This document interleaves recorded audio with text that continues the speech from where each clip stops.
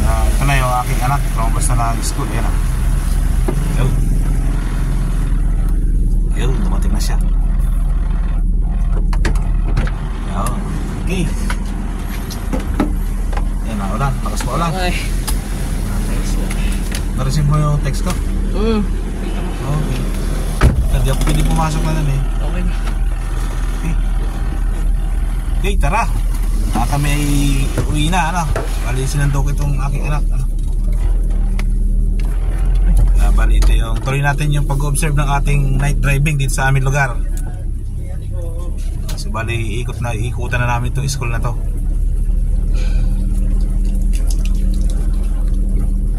Ayan, o. Yan yung pinaka-school nila, ayan. So, ito yung itsura ng lugar na ito kapag gabi. Ayan, o.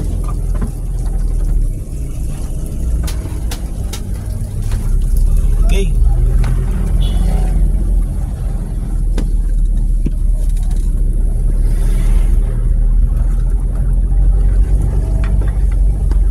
Kung ikaw guys ay baguhan pa lang sa aming YouTube channel, ay paki-consider na paki-like at paki-subscribe sa aming YouTube channel. At samahan nyo ako sa aming pauwi pa biyahe ngayon. Bali, ang video natin ay night driving sa Calamba. O, yan ang itsura ng Calamba kapag gabi. Oras ay alas 8 ng gabi. Kaya medyo maluwag mo na syempre. Konti na lang ang sakyan. Pag umaga dito ay talaga namang traffic syempre.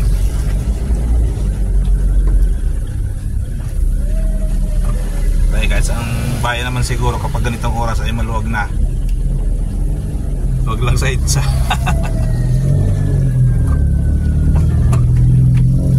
Pag sa itsa ay hanggang alas 10 siguro ito na yung traffic pa.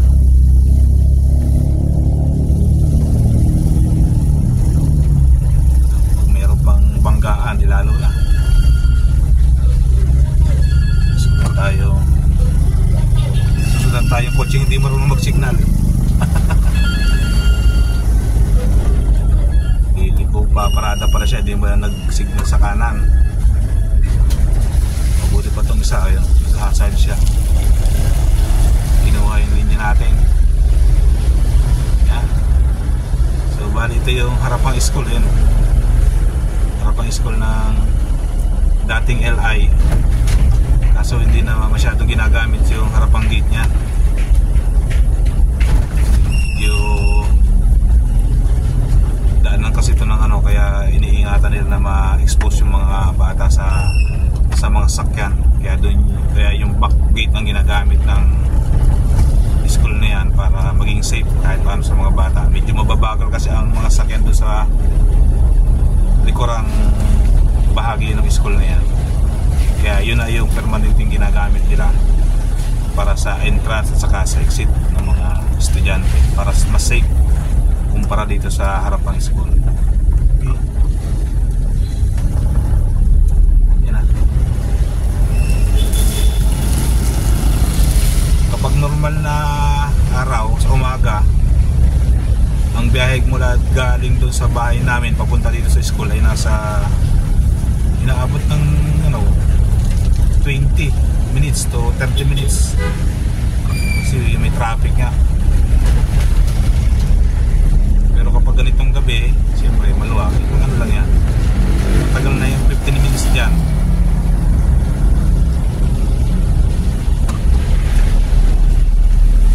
Wala, mga 12 to 13 minutes lang tayo, nasa bahay na tayo. Ayan, ito na yun, simbahan. Diba, maliwanag naman kahit paano dito.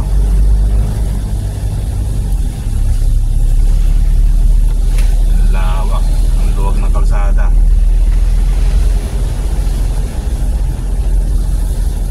Pwede kang tumakbo ng hanggang 40 kph 50 ganitong oras ng gabi. Pag umaga ay ano lang 20 km lang takbo o traffic nga o mas mabagal pa.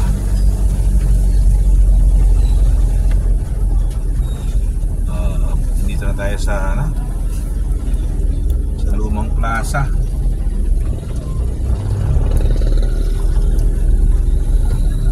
Yan, ito na yung Lumang Plaza. Tapos liliko tayo dito sa kanan. Yan, may nakalagay. Pasok sa aming barangay.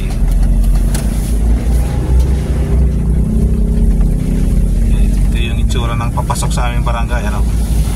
Kung mapapansin nyo ay meron na siyang mga street light. Itong bucket dito sa may tulay.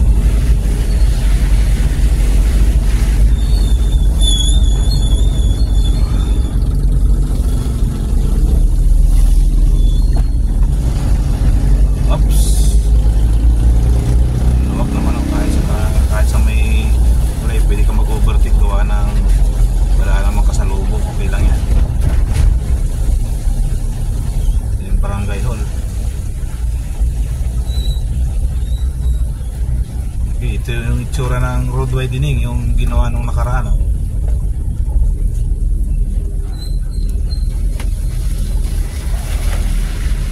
Tapos na siya. Kaya medyo natapos na yung aming stress dito. Dati kasi ang kipot ng kalsada dito. Tapos may mga nakapark pa. Ngayon lumapad ang kalsada, may mga nakapark pa rin naman. Parang pamor.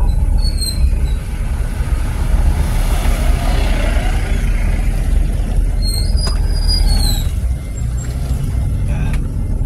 Yan, ito na yung hanggang dito lang yung road widening. Sana naman itong sunod na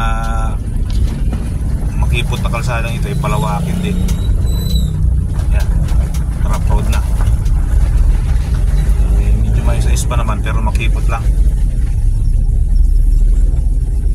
Talagang kasya lang na magsalubong ang dalawang sakyan.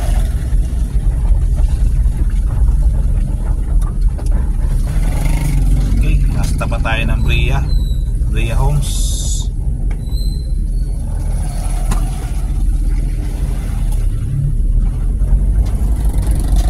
Ang Bria Homes na mayroong may baha sa pasok. Dilim na dito, medyo madilim. Pero may street light pa rin naman dito.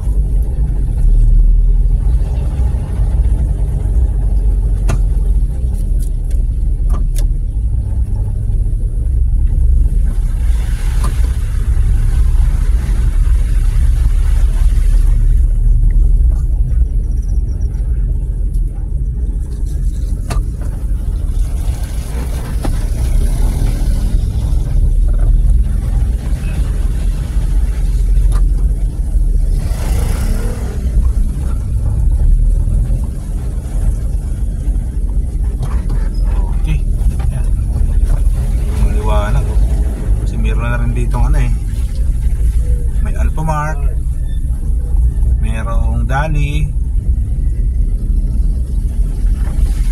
Pure Mart.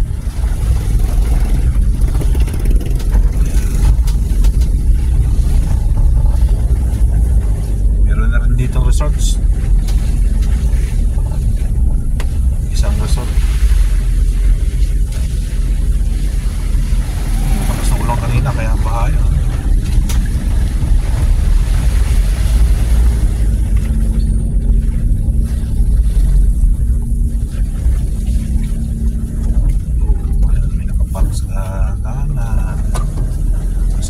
Si ate, pero nakapark siya sa kurbada. Yan talaga.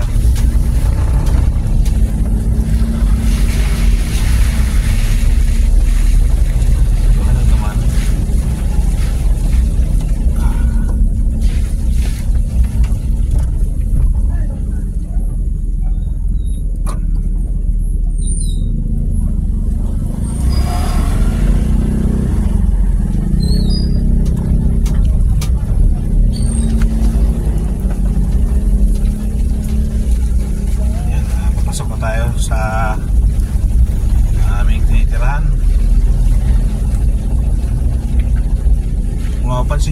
dun sa papasok ng Ayong Barangay hanggang dito sa ano, may mga street light naman pa rin siya.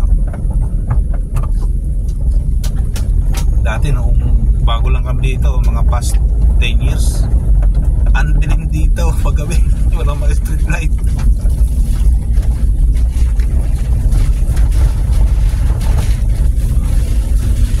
Siyempre habang tumatagal eh, kahit paano yung nag-i-improve din.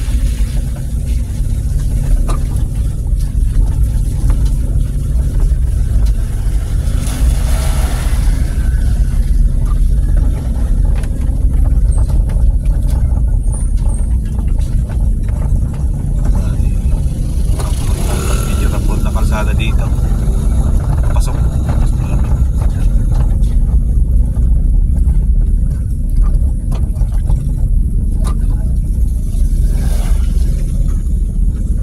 So nagustuhan ko lang naman dito sa lugar namin ay talagang ano, mapipil mo pa rin yung probinsya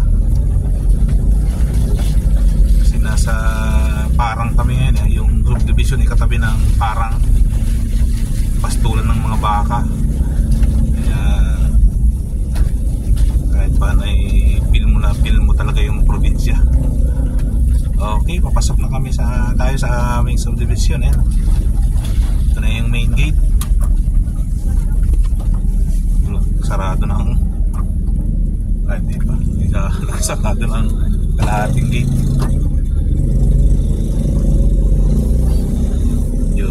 Security rin kami dito kahit paano. Ilang minutes na? 12 minutes.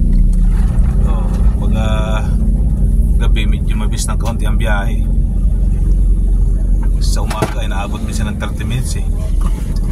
Yung ganun kahabang ano, mga nasa 4 kilometers lang yan eh. Yung school na yun papunta dito sa aming bahay. Naabot ng 30 minutes sa umaga, pero pag sa gabi mga 12 minutes lang. So, makita nyo sa ating video. Okay, ito na yung aming bahay oh. Hindi na ko tayo papasok kasi paparada pa ito sa aking paradan doon sa may court. Okay, baba na anak. Naulan pa ba? Oo. Sige. Sige. Okay, pagbaba na yung aking anak. So magpapark na tayo dito sa aming sa ating parking area sa may basketball court. Kasi ang parking namin dito ay talagang hindi pwedeng i-park sa labas ng bahay kasi mag-ipot ang mga kalsada dito. Kaya ang parking namin ay dito sa may basketball court. Ayan. Okay, pasok tayo. Yung basketball court nito ay maliwanag rin naman kahit paano.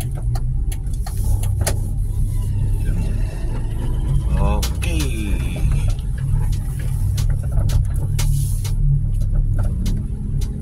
Okay, parang tayo. Yan, may mga talagang paradahan dito eh. Okay, ayan na. Okay guys, nandito na tayo sa ating parking area. Di lang muna ang ating for today's video guys. At kung nagustuhan mo ang video ito, itong ating night driving dito sa Calamba, dahil sinundo ko ang aking anak sa kanyang school dahil lumabas siya ng alas 8 at pinakita ko sa inyo ngayon yung itsura ng Calamba sa gabi. Mas maganda ang mag-drive sa gabi dahil maluwag ang kalsada. Siyempre kukunti ng tao, natural kaunti na rin ang mga sakyan. Yun lang muna guys ang ating for today's video. Kung nagustuhan mo ang video nito, paki-like naman at paki-subscribe sa aming YouTube channel at paki-press mo na rin yung notification bell para maging updated ka ba sa ating pang mga i-upload na video sa mga susunod na araw. Yun lamang at maraming salamat sa iyong panonood. Bye!